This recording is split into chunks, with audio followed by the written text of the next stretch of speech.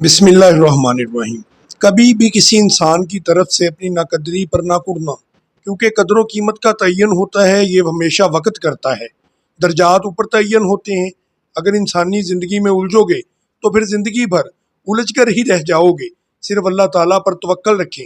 जो अल्लाह ताला पर तवक्कल रखता है उसके तमाम मामलात हल हो जाते हैं। एक शख्स इमाम गजाली के पास आया और उसने आपसे आकर पूछा कि मुझे कोई मसला पेश आया है, इसका क्या हाल है। तो आप रहमतुल्लाह अलैह ने उससे कहा कि अस्तगफार करो। किसी और ने पूछा, आपने उसको भी अस्तगफार का ही मशवरा दिया, हालांकि इन सब के मसाइल अलग अलग थे।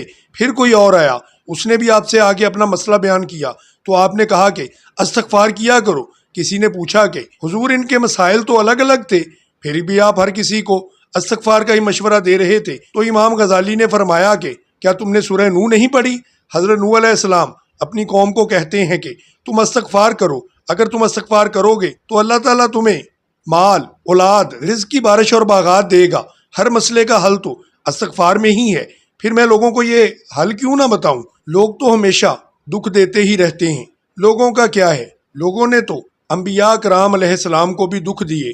हम अपने प्यारे नबी हज़रत मोहम्मद मुस्तफ़ा सल्लल्लाहु अलैहि वसल्लम की ज़िंदगी को अगर देखें तो आप सल्लल्लाहु अलैहि वसल्लम की ज़िंदगी में भी बेशुमार मसाइब और दुख हैं।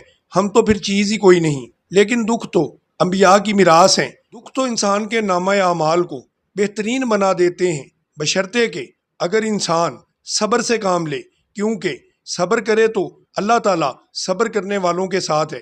कुरान करीम में तकरीबन 100 बार सब्र का लफ्ज़ इस्तेमाल हुआ है और जन्नतियों की सबसे बड़ी खूबी भी यही थी कि वो दुनिया में सब्र किया करते थे और इसके इनाम में ही अल्लाह अज़्ज़ा व जल ने उनको जन्नत अता फरमाई।